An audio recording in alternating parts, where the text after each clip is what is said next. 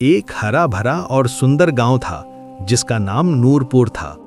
चारों तरफ हरे भरे खेत थे, कच्ची पगडंडियां थीं। सुबह के समय चिड़ियों की मीठी चहचहाहट हवा में गूंजती रहती थी। गांव के बीच में एक पुरानी लेकिन बहुत चलने फिरने वाली सड़क थी। हर दिन उस सड़क पर एक छोटा सा ठेला लगता था।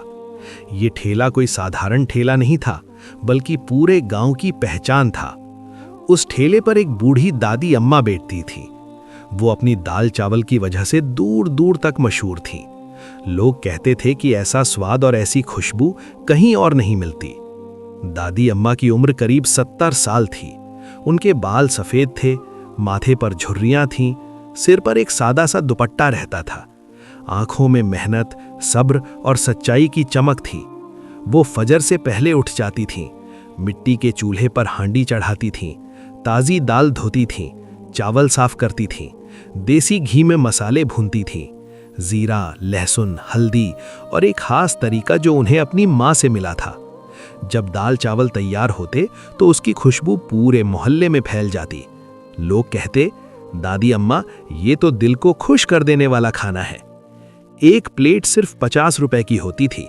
अगर कोई गरीब होता तो दादी अम्मा मुस्कुरा कर कहती, बेटा, पैसे बाद में दे देना, पहले पेट भर लो। गांव वाले उन्हें माँ जैसा मानते थे।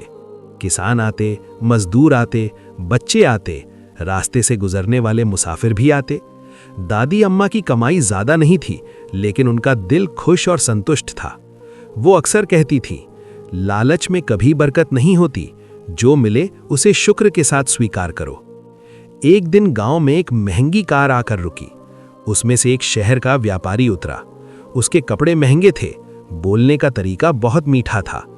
उसने दादी अम्मा का खाना खाया और बहुत तारीफ करने लगा। वो बोला, अगर आप ये नुस्खा मुझे दे दें तो मैं शहर में बड़ा कारोबार शुरू कर दूंगा, आपको बहुत सारे पैसे मिलेंगे। दादी अम्मा ने पहले मना कर दिया, लेकिन वो व्यापारी बार बार आने लगा। वो तोहफे लाता, बड़े बड़े सपने दिखाता।